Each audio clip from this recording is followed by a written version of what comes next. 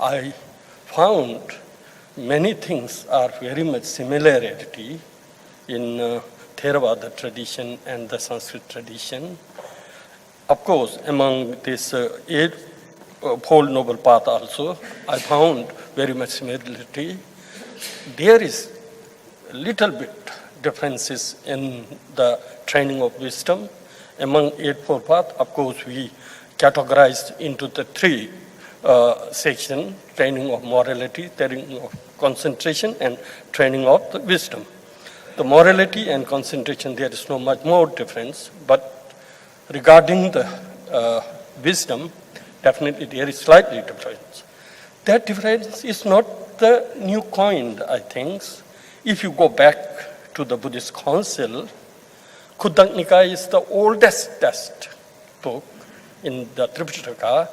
They mentioned that during the first Buddhist council, they are,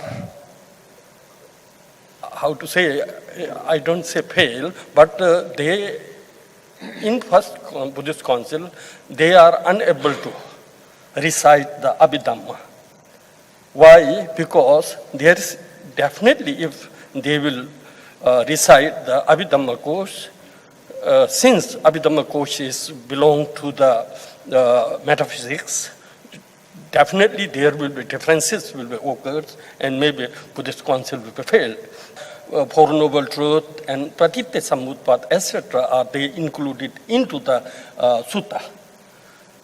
And at the same time, you can see this, even second Buddhist council, they do not recite the Abhidhamma.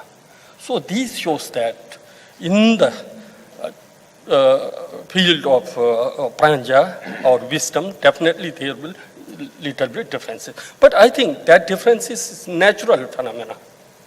For example, we are here in this hall, like more than 100 people. We all are the human being. But see, our each and everyone's appearance is different. And at the same time, we speak. But way of speaking, way of sound, rhythm are different. If our appearance is different, way of speaking is different, why not different the way of thinking? I think that is natural phenomena. So, therefore, I think, okay, this will, we can understand to another analogy. To me, when I talk my students, I used to say that Buddha was like a great physician, like a doctor, physician.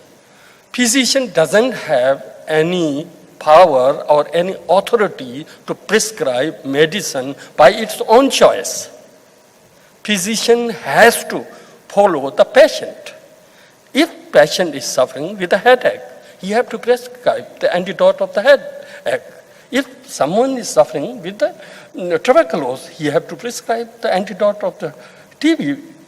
And if someone is suffering with the cancer, so physician has to prescribe the antidote of the cancer, you know. So physician has not power. Likewise, after the enlightenment of the Buddha, he used to go to house, village to village, and province to province. And he come across with the different people. Sometimes he come across with the king, minister, and farmer, and of course scholar, and many. So according to their problem, according to their disposition, Buddha has taught. If we try to think in that way, I think diversity of Buddhism is the quality of the Buddhas. If we have such kind of understanding, little difference I think doesn't matter. And the main purpose of Buddha's teaching was, as said in the Dhammata, Sarva papasya akranam kushalasya upsambada swachitva prayotpannam etang buddhanam shastra. To tame our wild mind is the Buddha's actually essence of the teaching. Because we are suffering not because of the external some power. We are suffering because of this defilements, because of the destructive emotion, hatred, jealousy, ignorance, and so on. So So Buddha's what he taught is how to remove, how to minimize these all defilement was, I think, Buddha's teaching. In that base, we are all same. We are all follow the Buddha. We are all follow the Buddha Dhamma. When we talk Buddha Dhamma, what is Buddha Dhamma? Is Four Noble Truth, Eightfold Path, Interdependent Origination, for Brahmvihara, Maitri, Karuna, Mudita, and Upeksha. These are our practice actually. We are all same in this practice. Definitely, of course, in the way of analysis, as I mentioned before, differences will be possible to be there, but we are speaking, we are thinking, we are analyzing this same common thing, I think. If this kind of we have understanding, very easy to make harmonize in the Buddhist society, I think. Yeah. I think main problem is I think this language foundation. I think main problem, main differences is if we have common language, I don't think there will be any problem.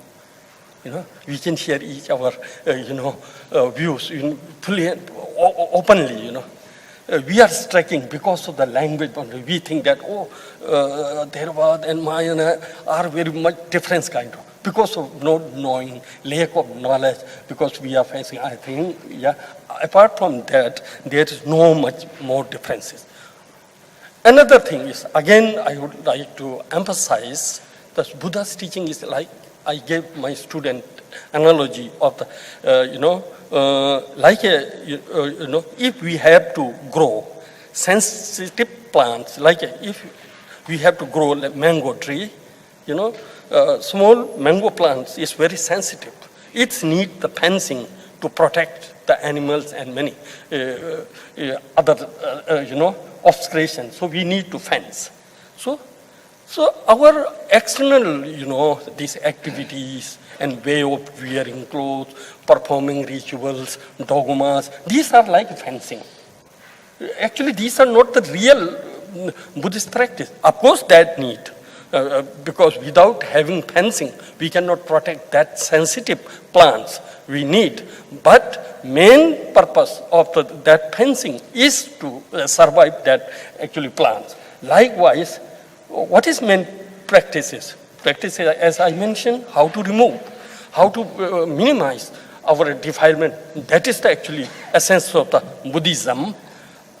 So we need to focus on that. When I talk about this, how to minimize, I think it is best way to think about the life of the Buddha. Because Buddha is the founder of our lineage. We all are follow the Buddha, Shakyamuni Buddha. So we have to think of the Buddha's life, how he lives, how he spent his precious life. In Tibetan language, the life of Buddha is called Namtar. I think there is very deep meaning. Namtar means liberation, like a door of liberation. If you know how to live Buddha, if you know proper life story of the Buddha, this can lead you the liberation. Actually, if we all emphasize on the life of the Buddha, then definitely I don't think much more we need. For example, Buddha was, okay, time? Okay, anyhow. Like a Buddha was, king, a prince. He abandoned his kingship. He chose to become a, beggar rather than king. If we monk have that renunciation mind, our practice will be perfect. I think we need to inspire from the Shakyamuni's Buddha's renunciation. See, he was king. When he was, even he born outside the luxurious palace. He born in the, garden. It itself shows that he come to this being to benefit the sentiment, I think. Even we ordinary being, we all maybe get birth in house, if not in the maybe hospital. But Shakyamuni Buddha, he born the outside of the palace. And then, see, he was prince. He did 6 year, rigorous practices. He was prince. So when we come across with the difficulty in the practicing, we need to think of the Shakyamuni's Buddha life. He was prince. Even he did 6 year, rigorous practice. So if we take inspiration from his lifestyle, I think we can develop our, spirituality very much. And then see, when he was 35 years old, he attained the Buddhahood. In external appearance, he was prince, beautiful, smart, adorned with the minor and major signs. Yeah, prince he was, but inside he was awakened one, realized one Buddha. But even after the enlightenment of the Buddhahood, he lives like an ordinary being. He walks home to home, village to village, and province to province. We need to get inspiration from that. If we do that, as our Geshe Labdullah asked, responsibility of the monk, if we are able to take inspiration for Shakyamuni's Buddhas, then I think definitely we can help the, lots of the being, I think. And again, when you see how Buddha was passed, even during the Buddha's period, like king of Magadha, Bimbisar, Azat Shatru, the king of Sharavasti, Prasenjit, and king of Avanti Udayan were become his disciples. And they built Gandhakuti, Sharavasti and here and there. But during the time of his death, again he chose remote area, Kushinagar. Even his attendant, Ananda, asked him to, please don't pass away such like remote area. It is good to be passed away in like either in Sharavasti or Rajgiri. But he denied and he passed in Kushinagar, very simple way between the tree. He placed his mat and he passed. That was the Buddha's life. If we are able to get lesson, inspiration from, I think, Shakyamuni's Buddha lifestyle, our life will definitely meaningful. Since we all become a monk, it is very much, I think, neat. That what I want to share. Maybe okay. My paper is actually not that much complicated. Very simple way I have written down. This is already in the proceeding. Maybe you can read. There is no much, and there is any difficulties to understand. I think main thing is Buddhism is how to generate body mind, how to become a good person, how to live a proper way, ethical way. That what we need. Rest are, I think, okay. When we talk about suffering, generally in the literature, they are mentioned that there are 3 categories of suffering: suffering of suffering, changing of suffering, all-pervasive suffering. But let change of suffering and pervasive suffering, that take suffering of suffering. It need not to be quote the Buddha's any quotation kind of.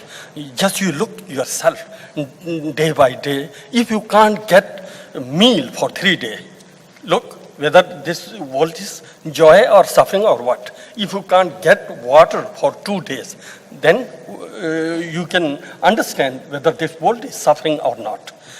Sometimes I think that we are like suffering with the diabetes. Those patients who are suffering with the diabetes, every day they need to have 1 pill, when get up. Likewise, we are having medicine every day in the form of breakfast, lunch and dinner. If you can't get this, suffering is there, right? And then go to the next. What is the cause of the suffering? Of course, cause of the suffering is get birth in this world is the suffering. So what is the cause of the birth is in this universe? Is craving, desire towards self and towards phenomena. So until then, we have these defilements. Defilements is similar like, cobra, snake, poisonous snake. If poisonous snake is somewhere in this room, can we sit with the happy? Can we sit with the joy? No, there is no way to live with cobra peacefully. Likewise, all these defilements are like a cobra, poisonic, snake. If these destructive emotions are in our mind continuum, there is no way to get peace. So that is the cause of the suffering, actually, Buddha has said. So what is the antidote of that cause? Samudaya Satya. Of course, Eightfold Path is the antidote of the suffering. So what is Eightfold Path? As I mentioned, morality, concentration, and wisdom. Main thing is the wisdom is, analyze. Try to think of. In Theravada tradition, they very much emphasize on the impermanent nature and anatta and dukkha. But in Mahayana tradition, we treat that all phenomena are lack of inherent existence. All phenomena are like an illusion. Apart from nothing is there. In some extent, when I, try to contemplate, sometimes it seems very much similar kind of. Because I have opportunity to, do this vipassana, Goenka vipassana. I did 2 times vipassana. I find there, when we look the body, kaya anusamriti, of course, this body is what? Nothing, million, billion of atom, which is arising and ceasing, which is arising and ceasing. Apart from that, nothing is there. When you contemplate that, gradually it goes like a wave, kind of energy wave. Apart from that, nothing. We get, okay, 1 minute. It's okay? Okay, I want to complete this sentence. Like that, like a non-dual stage kind of.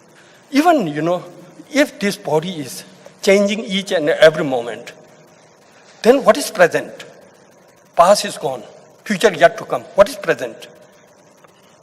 What is present? Nothing present is. Apart from past and future, what is present is. In that sense also, when we are perceiving this looks like a firebrand. Apart from then what? The reality is, present moment is nothing. But we are perceiving many hues, these all stuff. This is like a firebrand. I think this is again similar with the Mahayana. This world is like an illusion. Even we don't have the deep knowledge of the Pratitya Samutta, even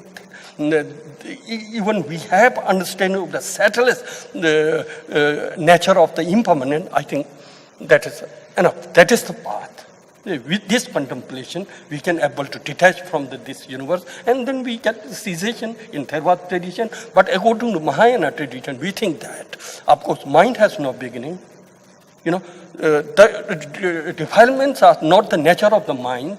Because defilements are adventitious temporarily, when this temporary thing will be removed, of course, luminous mind will be there. If the nature of mind was craving, desire, and these all sorts of things, then it's possible that when these oil-like desire and hatred will remove, then maybe mind will be ceased, but not. Luminosity of mind is always there, beginningless time.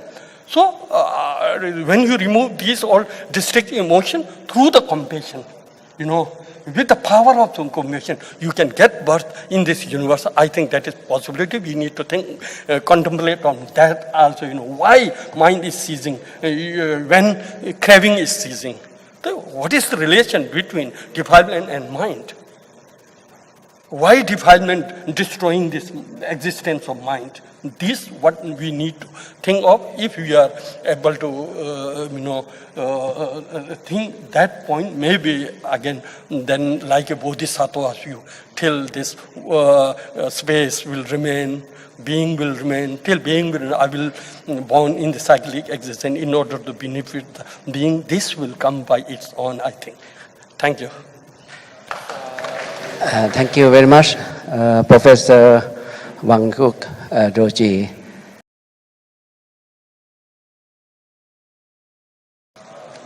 Sadhu.